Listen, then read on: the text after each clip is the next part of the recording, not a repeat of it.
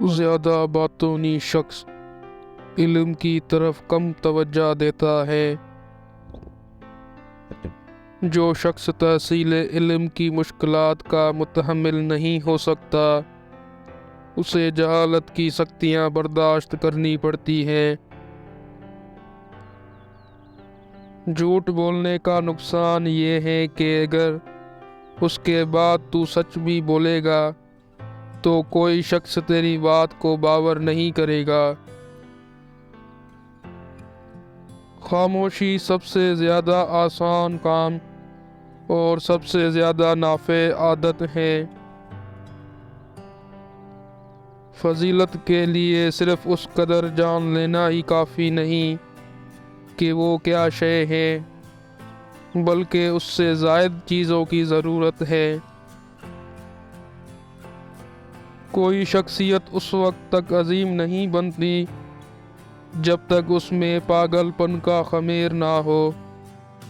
عورتوں کے لیے یہ بات غیر فطری ہے کہ وہ بہادر ہو یا کسی مسئلے پر دلائل کے ساتھ بحث کر سکیں۔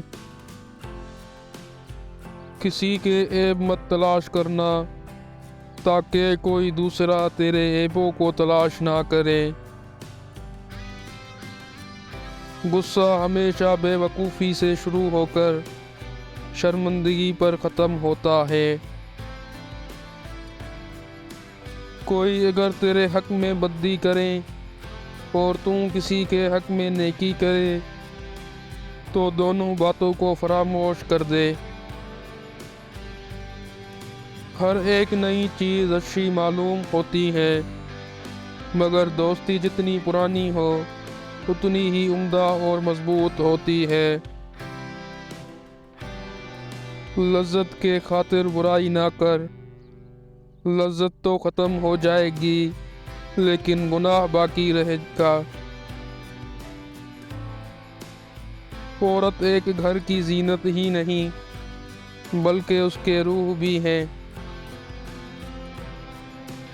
اظہار کے سلسلے میں مناسبت اور ہم آہنگی قائم رکھنا بہت بڑی بات ہے۔ انصاف کرنے والے خود کو قانون سے زیادہ عقل مند نہ سمجھیں۔ حسن صورت بغیر حسن سیرت کے اس پھول کے مانند ہے جس میں خوشبو نہ ہو۔